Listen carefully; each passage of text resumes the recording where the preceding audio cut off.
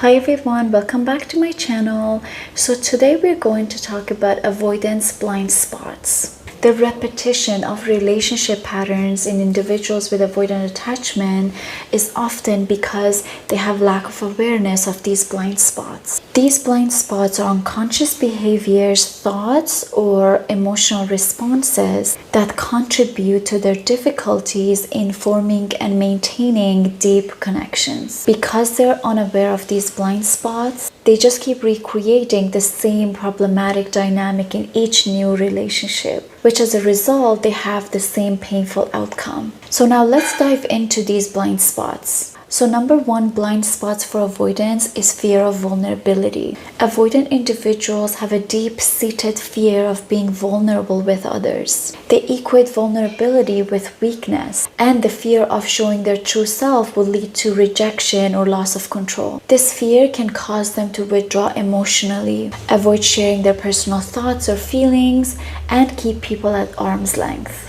The second blind spots that avoidants have is distrust in others. Due to past experiences and this ingrained belief that others are unreliable, they struggle to fully trust their partners. This trust can lead to a pattern of keeping emotional distance, which prevents the development of true intimacy. The next blind spot is their need for control. Avoidants often prefer to maintain control over their emotions and the relationship. They may avoid situations where they could feel they're losing control, such as feeling too deeply in love with someone or becoming too dependent on them. This need for control can lead to a pattern of self-sabotage, where they unconsciously push their partner away when things start to get serious. Avoidance next blind spot is difficulty recognizing emotional needs. Avoidant individuals have a hard time acknowledging their own emotional needs, let alone express them to others.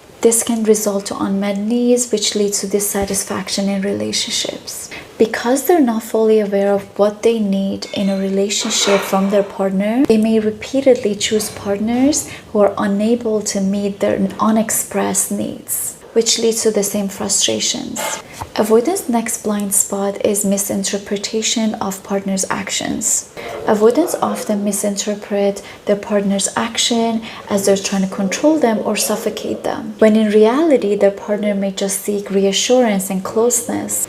This misinterpretation can lead to unnecessary conflicts, which reinforces their belief that intimacy is threatening.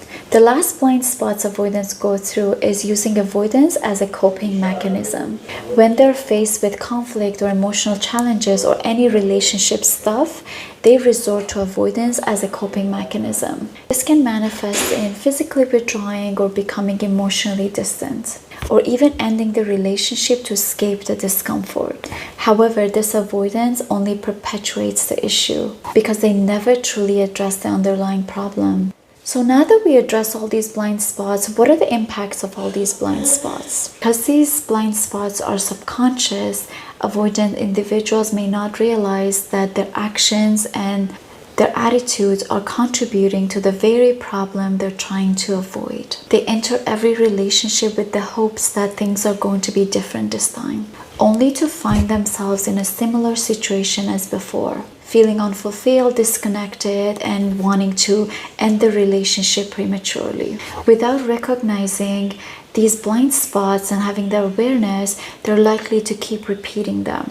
And perhaps they're going to resign to the idea of they're not meant to be in long-term relationships. So how do we break the cycle of all these blind spots as an avoidant? The first thing is to work with a relationship coach, a therapist, a counselor who specializes in attachment theory. Therapy can provide a safe space to explore their fears, develop healthier coping mechanisms, and learn how to trust and build intimacy in relationships. The second way to break the cycle is mindfulness practices. Mindfulness can help individuals become more aware of their autopilot, their automatic thinking, their subconscious mind.